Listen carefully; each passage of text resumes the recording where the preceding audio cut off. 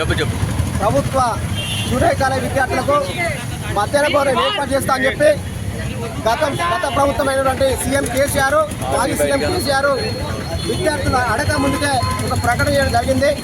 ప్రకటన చేసిన తర్వాత ఏ రోజు కూడా విద్యార్థుల పక్షం ఉండకుండా విద్యార్థులకు ప్రభుత్వ జూనియర్ కాలేజ్ విద్యార్థులకు మధ్యాహ్న భోజనం పెట్టకపోవడం వల్ల విద్యార్థులు చాలా ఇబ్బందులు పడ్డారని చెప్పి ఈ సందర్భంగా తెలుస్తున్నా. విద్యార్థులంతా కలిసి, నిరుద్యోగులంతా కలిసి కేసీఆర్ ప్రభుత్వాన్ని ఓడించి రేవంత్ రెడ్డి ప్రభుత్వానికి అండగా ఉండి ఈ తెలంగాణ రాష్ట్రంలో కాంగ్రెస్ ప్రభుత్వం తీసుకురావడం జరిగింది.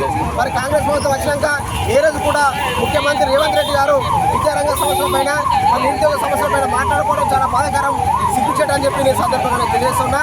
అయ్యా సీఎం రేవంత్ రెడ్డి గారు, మీరు PCC హోదాలో ఉన్నప్పుడు విద్యారంగ సమస్యలు పరిష్కరిస్తాం, నిరుద్యోగ సమస్యలు ఇస్తామని చెప్పి మీరు హామీ ఇవ్వడం జరిగింది.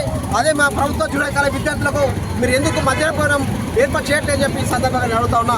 తప్పకుండా దూర ప్రాంతం నుంచి వచ్చే విద్యార్థులకు మీరు అందుబాటులో ఉండి ఇక్కడ విద్యాశాఖ అధికారులు స్పందించి